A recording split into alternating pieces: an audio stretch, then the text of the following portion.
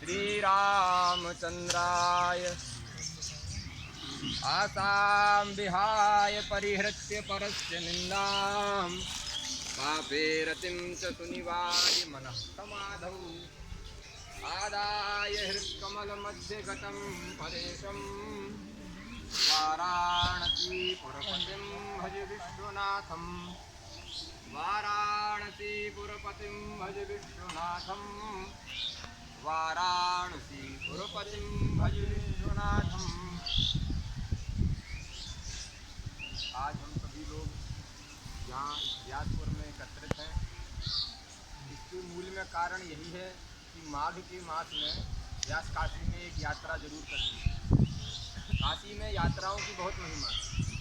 प्रतिदिन आप नवरात्रि में अगर दुर्गा जी की यात्रा करते हैं तो उसका अलग पुण्य है।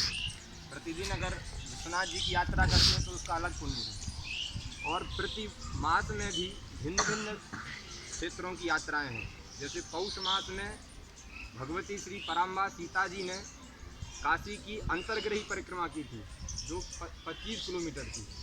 ऐसे ही माघ के महीने में, माघ के मास में यहाँ व्यास काशी की यात्रा करने का महत्व है। एक बार की बात है, व्यास जी सभी वेदों का व्यस्तीकरण करने के बाद, अष्टादश पुराणों की रचना करने के बाद, सर्व शास्त्र का उपकारक सनातन धर्म का मूल श्री महाभारत की रचना करने के बाद उनके मन में हुआ कि पृथ्वी पर भ्रमण के लिए चलते हैं। तो वह नैमिषारण्य की पवित्र भूमि पर गए। वहाँ नैमिषारण्य में देखा कि शौनकादि 88,000 ऋषि भगवान विश्वेश्वर की अर्चना में लगे थे। पार्थिव शिवलिंग निर्माण पूर्वक और महारुद्र के अभिषेक में रत थे। उनको देख करके व्यास जी ने, ये उनकी लीला ही थी, उन्होंने तो श्रीमद् भागवत महापुराण जैसे महापुराण की रचना की, तो वो तो सनातन धर्म के रहस्य को जानते थे। लेकिन हम जीवों के उपकार के लिए उन्होंने एक ऐसी लीला की जिसको देख करके वहाँ देखने वाले लोग आश्चर्यचकित हो गए।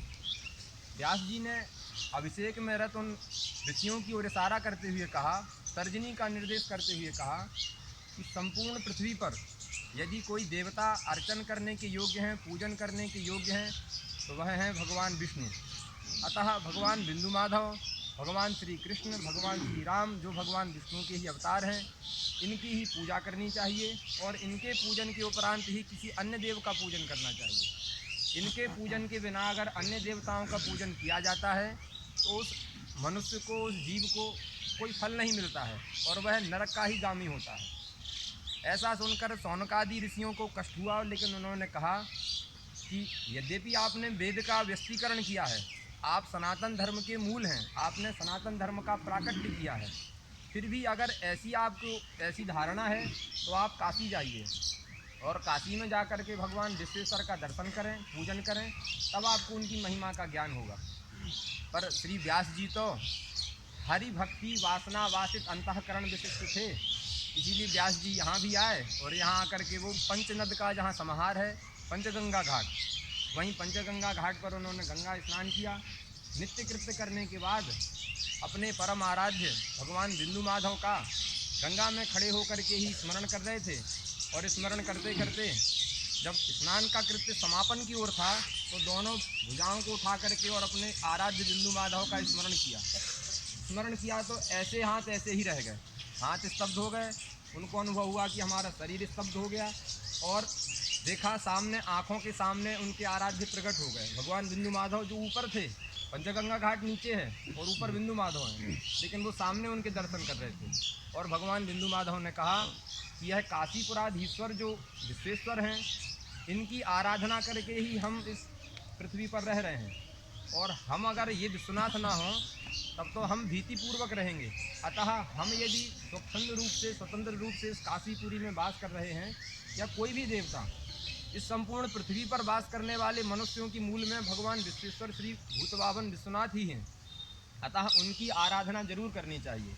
और उसी प्रसंग में बिंदु माधव भगवान ने मणिकर्णिका की भी महिमा का बखान किया कि मध्याह्न काल में वहाँ दत्तात्रेय भगवान आते हैं, स्नान करते हैं, संध्यादि कृत्य करते हैं, अतः मध्याह्न काल में वहाँ भी स्नान करने का विशेष महत्व है।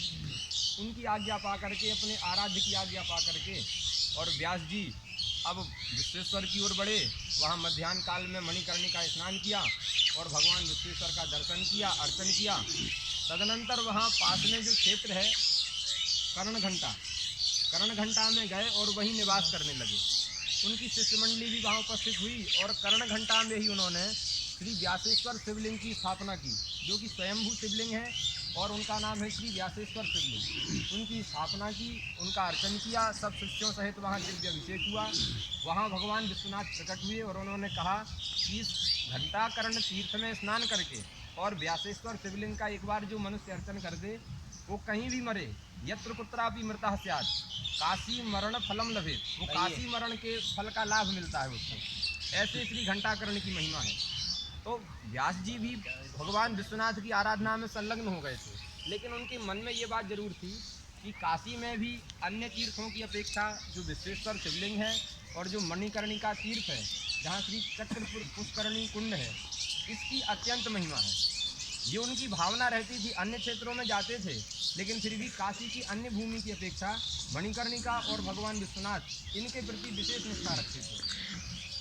इस बात को देख करके भगवान शंकर ने सोचा एक बार काशी की महिमा का इनको ज्ञान कराया जाए, अवगत कराया जाए इनको।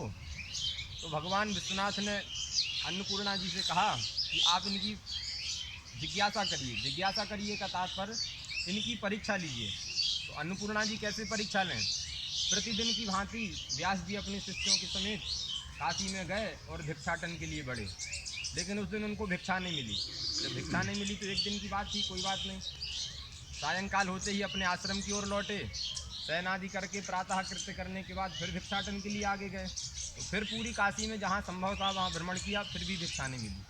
तो थोड़े चिंतित हुए और चिंतित होकर के मन में काशी के प्रति कुछ बातें आने लगी और ये आने लगा कि 2 दिन हो गए हैं, 2 दिन में ऐसा तो किसी भी भारत भूमि में संभव नहीं है कि 2 दिन भिक्षुक जो हैं बिना भिक्षा के ही आश्रम में लौट आएँ और दिन भर उसके इंतजार में। फिर भी शाम को शयन हुआ, तीसरे दिन फिर निकले। जब तीसरे दिन निकले तो प्रारंभ से ही व्यास जी क्रोधित थे, क्योंकि शिष्य भी जो है क्षुधा से क्षुधित हैं और हम स्वयं क्षुधित हैं, इसीलिए व्यास जी क्रोधित तो थे ही। दिन भर गए, लोगों को देखा भी, घर में लोगों से मांगा भी भिक्षा के लिए, भिक्षाटन के लिए प्रार्थना भी की, लेकिन भिक्षा नहीं मिली।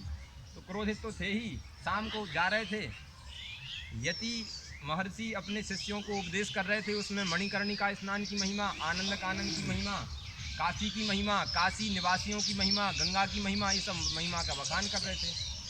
व्यास जी क्रोधित तो थे ही। उनको देख करके फिर व्यास जी ने तर्जनी का उपयोग किया और कहा कि आप इस काशी की महिमा का वर्णन कर रहे हैं, जिस काशी के लोगों को ज्ञान का मद है, यह गर्व से युक्त हैं, ज्ञान के गर्व से युक्त हैं, इसीलिए किसी को कुछ नहीं समझते। ये गर्व से युक्त हैं, ये धन के गर्व से युक्त हैं। काशी के जो मूलवासी हैं बहुत धनाढ़ हैं। काशी का मूलवासी परंपरा से बहुत धनाढ़ है, ब्राह्मण हो वो भी, अन्य वर्ग का हो वो भी। तो विद्या के गर्व से गर्वित हैं, धन के गर्व से गर्वित हैं और मुक्ति के गर्व से भी गर्वित हैं। मुक्ति का गर्व तो इनको इतना हो गया है कि भिक्षाटन के लिए भिक्षुकों के आने पर भी ये तो पहले से निश्चित है इनको कि हमको मुक्त होना ही है, इसीलिए मुक्ति का निश्चय है। अतः धर्म के करने की कोई आवश्यकता नहीं है। अतः भिक्षाटन के लिए आने पर भी भिक्षा नहीं मिल रही है। तो व्यास जी ने श्राप दिया। व्यास जी ने श्राप दिया कि काशी में रहने वाले लोगों की माँ भूत त्रैपूर्षी विद्या, इनकी विद्या जो है 3 पीढ़ियों तक ना चल पाए। हमारे पांडे गुरु जी कभी कभी कहते हैं, आज इसको मिल गया है कि यह विद्या जो है इनकी 3 पीढ़ियों के बाद लुप्त हो जाए। इनका धन जो है यह भी 3 पीढ़ियों के बाद लुप्त हो जाए और इनकी पीढ़ियों में जो मुक्ति मिलती है वो भी तीसरी पीढ़ी आते आते इनको मुक्ति भी संभव ना हो। तात्पर्य यह है कि तीसरी पीढ़ी उनकी काशी से बाहर कहीं रहने लग जाए। इस प्रकार से व्यास जी ने श्राप दिया। कोई वहाँ था तो ऐसा था नहीं, लेकिन श्राप दिया और श्राप दे के आगे बढ़े। उन लोगों ने सुना भी पर उन्होंने इतना महत्व नहीं दिया। जब आगे बढ़े तो थोड़े सायंकाल हो ही रहा था, तो आगे देखा कि एक प्राकृतिक स्वरूप में सुंदर स्त्री वहाँ भिक्षाटन को खोजते हुए किसी भिक्षुक को खोज रही थी। व्यास जी को देखा तो उसने प्रणाम किया और प्रणाम करके प्रार्थना की कि हमारा गृहस्थ धर्म है, पति की सेवा में मैं रत हूँ और मेरे इस धर्म से पति की आयु में वृद्धि होगी। अतः पातिव्रत का पालन करने के लिए मैं पहले किसी भिक्षुक को भिक्षा देती हूँ, उसके बाद ही मैं और मेरे जो पति हैं वो भी अन्न को ग्रहण करते हैं। लेकिन व्यास जी पहले उसको देख करके ही आश्चर्यचकित थे तो व्यास जी ने उसकी महिमा का बखान किया कि आप कौन हैं। बहुत सारे नाम वहाँ आए हैं, आप कमला हैं, आप इंदिरा हैं, या आप पार्वती हैं, आप कौन हैं। ये सारी बातें कहीं तो जगदम्बा ने कहा कि आप पहले इसको ग्रहण करिए, क्योंकि सूर्यास्त होने को है, फिर सूर्यास्त के बाद हम जो है इस अन्न को ग्रहण नहीं करते हैं, अतः पहले आप ग्रहण करिए। ग्रहण किया व्यास जी ने सब शिष्यों के साथ, वहाँ बैठे और बैठ करके वहाँ प्रसाद आदि हुआ। प्रसाद होने के बाद फिर व्यास जी ने पूछा, स्त्री से पूछा कि आप अपना परिचय हमको बताइए कि आप कौन हैं। तब उन्होंने कहा कि आप परिचय पूछने से पहले ये बात बताइए कि कुछ समय पहले आपने जो एक श्राप दिया था, क्या वह श्राप आपको आपके द्वारा दिया जाना उचित था। व्यास जी तो आश्चर्यचकित हो गए कि ये तो वहाँ थी नहीं, इसने तो श्राप को सुना नहीं, ये कैसे श्राप के बारे में जानते हैं। तो व्यास जी ने कहा कि वह जो श्राप था वह परिस्थिति आने के कारण हमने ऐसा कहा। अब जो निकल गया है वाणी से तो वो तो निकल गया है, मेरी गलती है, मैं क्षमा प्रार्थी हूँ, लेकिन वो जो वाणी से निकल गया है मैं उसमें कुछ नहीं कर सकता। तब जगदम्बा ने वहाँ कहा, वहाँ विश्वनाथ भी प्रकट हुए और विश्वनाथ ने कहा कि आप उस समय क्रोध के वशीभूत थे, इसीलिए क्रोध तृतीया का प्रयोग किया है। क्रोध मोहित होने के कारण, क्रोध के कारण आप मोहित थे, अतः आपने यह श्राप दिया। इसका तात्पर्य कि आप नहीं थे, आपका जो क्रोध था, और क्रोध जो है साक्षात अधर्म स्वरूप है, तो आपका जो क्रोध है वह क्रोध ही वहाँ बोला। इसीलिए अगर जो भगवान विश्वनाथ अन्नपूर्णा काशी के सेवन में रहेंगे, काशी का सेवन करने में निरत रहेंगे, उनको तो यह पाप कुछ नहीं करेगा। लेकिन जो काशीवासी हैं, लेकिन काशी में रह करके भी सामान्य मनुष्यों की तरह, पशुओं की तरह भ्रमण करते हैं, उनको यह श्राप, क्योंकि ऋषि की वाणी है तो ऋषि की वाणी फलीभूत तो होगी। तो भगवान विश्वनाथ ने प्रकट होकर के वहाँ इस श्राप की व्यवस्था बनाई, और व्यवस्था बना करके व्यास जी से कहा कि आपके द्वारा काशीवासियों के प्रति, काशी के प्रति अपराध तो बना है, अतः तीर्थापराध बनने के कारण आपको काशी में वास नहीं मिलेगा, तो आप इस क्षेत्र से बाहर जाइए और बाहर जा करके मेरी अर्चना करिए। व्यास जी ने फिर विश्वनाथ जी से प्रार्थना करी, तो विश्वनाथ जी कहे कि माघ के महीने में आप वहीं रहिए, प्रति माघ के महीने में हम वहाँ आया करेंगे और आपकी पूजा को, सेवा को स्वीकार करेंगे। तो इसीलिए माघ के महीने में ऐसी मान्यता है कि विश्वनाथ जी यहाँ रहते हैं। यहाँ रहते हैं का तात्पर्य भगवान विश्वनाथ तो सर्वसमर्थ हैं, वहाँ भी रहते हैं और यहाँ भी रहते हैं, क्योंकि उनको एक जगह एक साथ दो स्थानों पर रहने में बड़ी आश्चर्य की बात है नहीं, तो वहाँ भी रहते हैं और यहाँ भी रहते हैं। अतः यहाँ आकर के, और यह जो लिंग है, यह लिंग बिना पिंडी के है। पिंडी मतलब जलघरा कहें या अर्घा कहें, अर्थात व्यास जी ही लिंग के रूप में है। तो व्यास जी और भगवान विश्वनाथ, इन दोनों की लिंग को प्रतीक मान करके पूजा होती है। इसीलिए इस लिंग में जो है पिंडी नहीं है। पार्वती जी का स्वरूप जो पिंडी जलहरी होती है, वो इसमें नहीं है, क्योंकि यहाँ व्यास जी और भगवान विश्वनाथ दोनों का इस लिंग में समागम है। अतः इस पवित्र दिन पे आज हम लोग यहाँ आए हैं, ये बड़ा आनंद का विषय है। जो लोग नहीं आए हैं उनको भी कहीं ना कहीं आनंद का अनुभव हो रहा होगा, क्योंकि आनंद अनंत है। कोई कहीं आनंद का अनुभव करता है, कोई कहीं आनंद का अनुभव करता है। पर इस माह में अगर यहाँ आने की महिमा है, माता जी यहाँ नहीं है जी, इसीलिए भगवती पार्वती यहाँ नहीं है। तो इसके आगे कुछ अवशिष्ट भाग है, हमारे मोहन भैया इसको करेंगे।